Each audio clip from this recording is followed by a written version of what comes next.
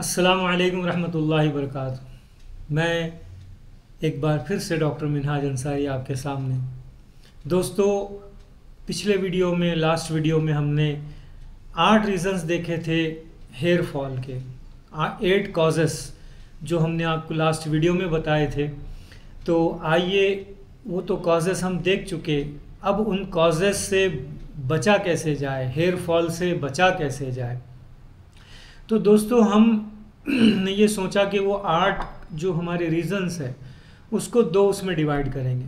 First जो दोनों हैं वो जेनेटिकल है, उसको हम फाइनल वीडियो में लेंगे, ये सीरीज़ के, हेयर सीरीज़ के हमारे। और जो रिमेनिंग 6 जो है रीज़न्स, तो वो सारे आज हम कवर करेंगे और हम आपको बताएंगे कि उससे कैसे बचा जाए।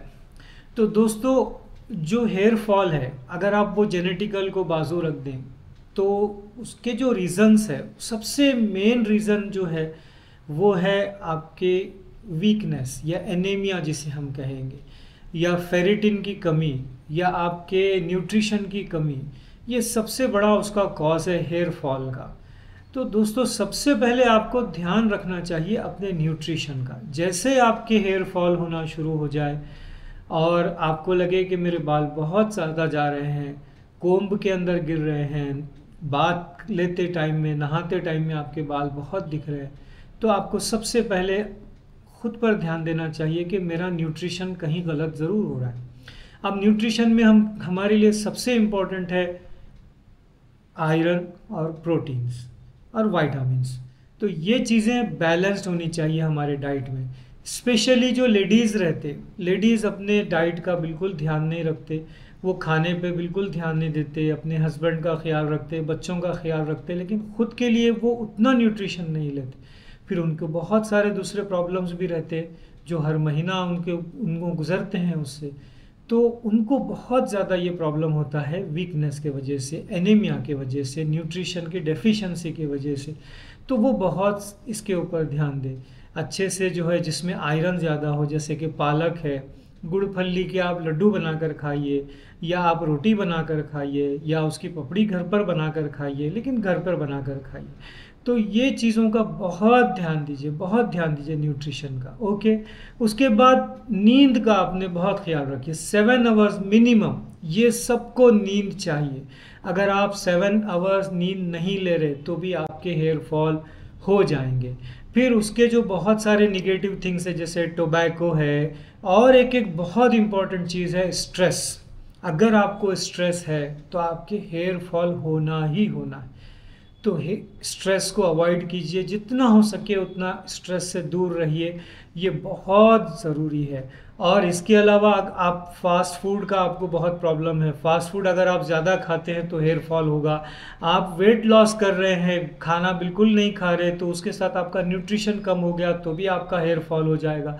पिज़्ज़ा है, बर्गर है, बेकरी आइटम है, कार्बोनेटेड जो ड्रिंक्स है जैसे कि सोडा है, थम्स अप है, स्प्राइट है, ज़ीरा सोडा है, ऐसे बहुत सारे कोल्ड ड्रिंक्स है, तो ये इससे भी हेयर लॉस हो जाते हैं। अब हमको इसमें करना क्या है, हमको पॉजिटिव चीज़ें करना चाहिए जिसकी वजह से हमारे हेयर फॉल गिरना, हमारे बाल गिरना बंद हो जाए। हमको जो है अपने अच्छी से स्लीप लेना चाहिए, 7 आवर्स मिनिमम, 8 आवर्स लेंगे बेस्ट। हल्की फुल्की एक्सरसाइज या बॉडी स्ट्रेचिंग कीजिए 8 से 10 मिनट की डेली। ये आपको बहुत इसके ऊपर ध्यान देना चाहिए, इसका ख्याल रखना चाहिए। न्यूट्रिशन का आपने बहुत ख्याल रखें, प्रोटीन्स ले, वाइटामिन्स ले, आप जो है अच्छा फैट ले, जैसे कि घी है, बटर है, ये आपको लेना चाहिए। रिफाइंड ऑयल्स अवॉइड कीजिए, सारी दूसरी चीज़ें आप जो है अवॉइड कीजिए। और डेली कम से कम 2 फ्रूट्स ज़रूर लीजिए आप, जो सीजनल फ्रूट है, इसका बहुत ख्याल रखें। जो लोग नॉन वेज है वो फ़िश, एग, चिकन, ये सारी चीज़ें लें। और जो लोग नॉन वेज नहीं है, वेजिटेरियन है, उनको चाहिए कि वो पनीर लें, कर्ड लें, और दूसरे चीज़ें जैसे कि आप जो भी आपको मिलते हैं जिसमें ज़्यादा प्रोटीन होता है, पल्सेस है, ये आपको लेना चाहिए। ड्राई फ्रूट्स लेना चाहिए, बादाम है, अखरोट है, ऐसे चीज़ों को आपने लेना चाहिए। ठीक है, ये आपको समझ में आ गया कि ये जो रीज़न है इसी की वजह से हेयर फॉल होता है। इससे आप बचिए और अपने घर पर ही इसका ट्रीटमेंट कीजिए, अच्छा न्यूट्रिशन लीजिए। अगर आपको लग रहा है कि नई वीकनेस बहुत है, आपका फेरेटिन कम है, आयरन बहुत ज़्यादा डेफिशिएंसी है, तो सप्लीमेंट ज़रूर लें। विटामिन की टैबलेट, मल्टी विटामिन की रोज़ एक टैबलेट लें, आयरन की कैप्सूल लें, या गुड़ फली का जो भी आप लड्डू बनाकर या रोटी बनाकर लें, रोज़ लें इसको। 3 महीने तक अगर आप ये करेंगे तो आपकी डेफिशिएंसी चली जाएगी और आपके बाल अच्छे हो जाएंगे।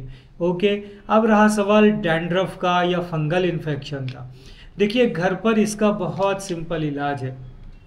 आपके पास टैमारिंड होती है घर में, इमली जिसे हम कहते हैं, ये बहुत अच्छा इलाज है डैंड्रफ का, फंगल इन्फेक्शन का।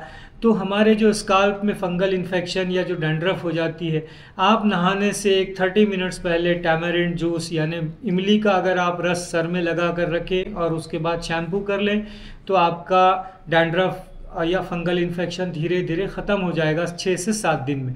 बाद में आपको वीक या 10 दिन में एक बार ये ज़रूर यूज़ करना चाहिए। आप दही भी यूज़ कर सकते, बास को दही नहीं जमता है, उनको एलर्जी होती है, तो वो टैमारिंड करे, जिसको टैमारिंड से एलर्जी है वो दही यूज़ करे, या आप नींबू भी आप यूज़ कर सकते हैं। ये 2-3 आइटम है जो आप घर पर करें, इससे आपका डैंड्रफ ख़त्म हो जाएगा। तो ये चीज़ों का ख़ास ख्याल रखिए। ये वीडियो में हम आपको इतना ही बताएंगे। नेक्स्ट वीडियो में हम जो फर्स्ट 2 रीज़न्स है जो जेनेटिकल है उसके बारे में बताएंगे, और आपको बताएंगे कि आप ऑयल भी कैसे यूज़ करें। ऑयल को 2-2 दिन 3-3 दिन अपने सर में ना रखें, 6 से 7 घंटे से ज़्यादा ऑयल को सर में ना रखें, शैम्पू कर लें। वो सारी बातें हम आपको अगले वीडियो में बताएंगे। ये वीडियो में जो इम्पोर्टेंट था हमने वो आपको पूरा बता दिया। आप इसका ख्याल रखें। अगर इसके बावजूद अभी आपका अगर हेयर फॉल हो रहा है तो फिर किसी अच्छे डॉक्टर से आप कंसल्ट ज़रूर करें, क्योंकि आपको डायग्नोसिस की ज़रूरत है। तो ये था हमारा आज का इन्फॉर्मेटिव वीडियो। आपको कैसे लगा ज़रूर बताइए, और अपना ख्याल रखिए, स्ट्रेस फ्री रहिए, खुश रहिए, लाइफ को एंजॉय कीजिए। Thank you so much.